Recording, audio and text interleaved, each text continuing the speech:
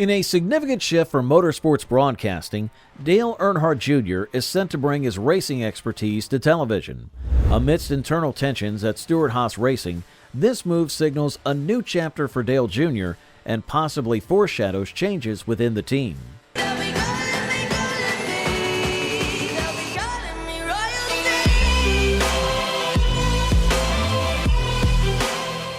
Dale Earnhardt Jr.'s transition to the broadcast booth is a significant shift in the NASCAR broadcasting landscape.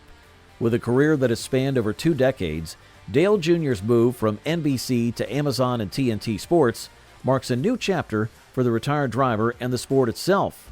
The broadcasting rights for NASCAR have been a complex weave of networks and deals. Starting next year, Fox will cover the first 12 races, including the All-Star race and the Clash. Amazon Prime steps in for the subsequent 5 Cup Series races, with Dale Jr. joining the commentary team. TNT and Max will take over for the next 5 races, also featuring Dale Jr. NBC retains the rights for the final 14 races of the season. This reshuffling brings a total of 36 races under various networks, with Dale Jr.'s presence confirmed for 10 of those. His absence from NBC for the latter half of the season is a change fans will need to adjust to. Meanwhile, Lee Diffie is set to replace Rick Allen on Sundays, adding to the series of adjustments fans can expect. Amidst these changes, drama unfolds within Stewart-Haas Racing. A study group formed by Noah Gragson, Chase Briscoe, and Josh Berry aims to improve performance, yet Ryan Preece was initially left out. This revelation came to light after qualifying at Kansas Speedway, leading to a public acknowledgement and somewhat awkward situation within the team. Despite this, the camaraderie among the Stewart-Haas drivers appears strong, with Briscoe noting the unprecedented level of collaboration. Yeah, I feel like it's been the best it's ever been, truthfully, since I've been at SHR. I can't speak to when they won, all those races the one year because I was on the Xfinity side, but as far as the Cup side goes, this is by far the most the teams have ever gotten along.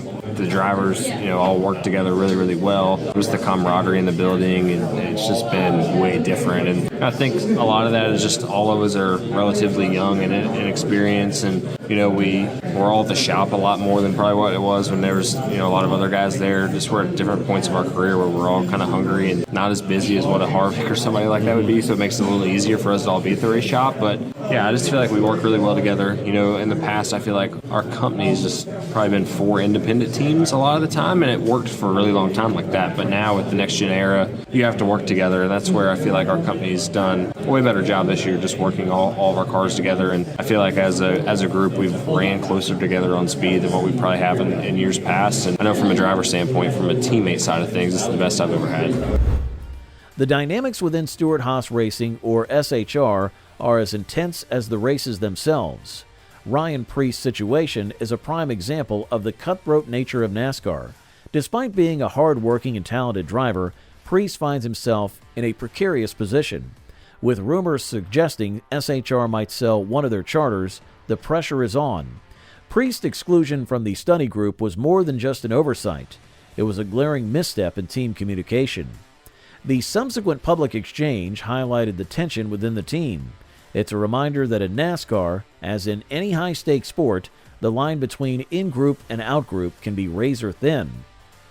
Chase Briscoe's playoff spot and the backing from Mahendra High Point, Josh Berry's support from Rodney Childers, and Noah Gregson's consistent top 10 finishes paint a picture of a team with strong internal contenders. Each driver brings something unique to the table, and for Preece, it seems he's been left without a chair. The business side of SHR is just as tumultuous. Bob Pockrass's report about SHR's willingness to sell up to 2 charters signals potential downsizing. Trackhouse, 23XI, Legacy Motor Club, and Front Row Motorsports are all mentioned as interested parties. The rumor mill is churning with possibilities, including a merger between SHR and Front Row Motorsports, which could dramatically alter the landscape of NASCAR teams. Amidst all this, Preece must navigate the politics and performance pressures of the sport. His work ethic and presence at the shop every day speak volumes about his commitment.